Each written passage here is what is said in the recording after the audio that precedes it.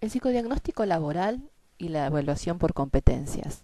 En esta audioclase nos gustaría reflexionar acerca de una característica particular que se puede dar a la organización de la información que se va recabando a través de los distintos materiales que conformaron la batería. Uno puede organizar la información en base a un informe tradicional, esto es, viendo las características de personalidad por áreas, cognitiva e intelectual, emocional, interaccional y comunicacional, el área de aptitudes y de rendimiento laboral, que incluye también lo volitivo, y después las recomendaciones en cuanto a la adecuación o no que esas características hacen en relación al tipo de tarea que la persona tiene que realizar. En las últimas décadas ha crecido también el uso de la gestión por competencias o la evaluación por competencias, que también puede aplicarse al campo del psicodiagnóstico. Esto es poder utilizar la información que vamos obteniendo de los distintos materiales, incluyendo la entrevista y distintas técnicas que se administran en una evaluación psicológica laboral en términos de competencias. Muchas veces se confunde la palabra competencia con aptitudes.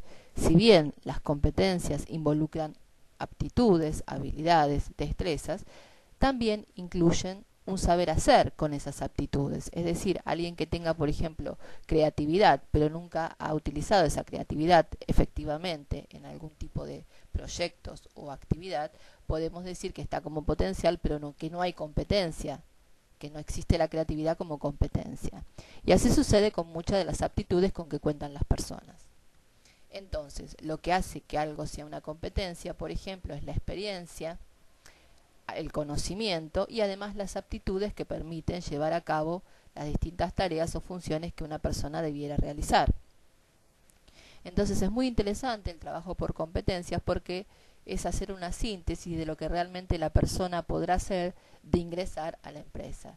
Dentro de estas competencias también podemos sumar, además de las aptitudes, los conocimientos, la experiencia, las habilidades que la persona posea, la motivación hacia el tipo de tareas y los valores. Por ejemplo, en un puesto que tiene que ver con la orientación al cliente, el trato interpersonal, que la persona, por ejemplo, tenga como sus valores la solidaridad, hará que seguramente en situaciones vinculares pueda realizar trabajos de colaboración, pueda actuar con mayor empatía que cuando hay otro tipo de valores. Entonces también uno puede decir que los valores guían las conductas. Entonces el tipo de valores que la persona digamos tiene como ideal es importante también porque es un motivador.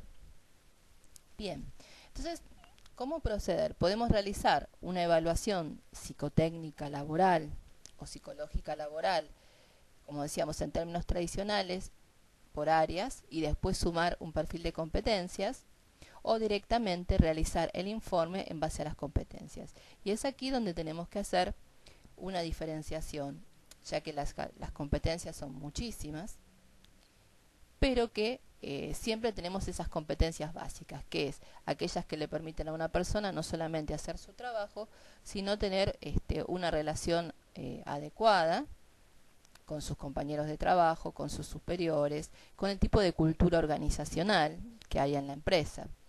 Básicamente, esas competencias son, por ejemplo, la adaptabilidad, puede ser la adaptabilidad al cambio, depende del contexto y el tipo de empresa.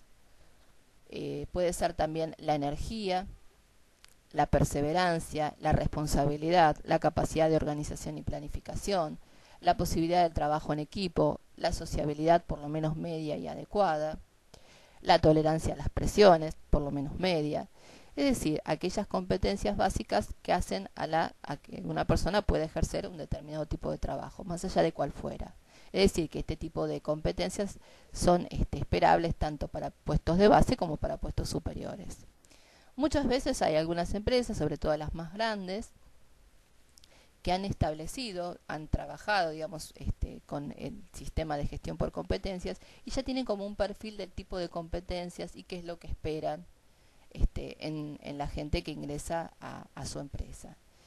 Muchas veces hay afinidad y muchas veces hay diferencias, porque a veces, por ejemplo, se puede exigir que la persona tenga trabajo en equipo, pero realmente la tarea que va a hacer no hay no requiere, no es imprescindible esa habilidad porque no va a trabajar en equipo, sino más bien autónomamente. Entonces a veces se pueden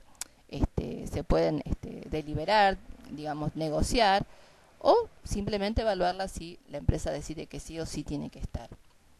Después están las competencias que tienen que ver con la función, y en esto nos ayuda mucho tener una buena descripción del puesto de trabajo.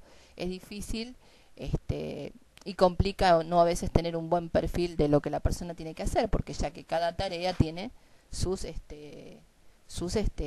exigencias. Por ejemplo, una tarea en un área de informática va a exigir capacidad de análisis, tolerancia a ciertas cuestiones de rutina, en fin, muchísimas.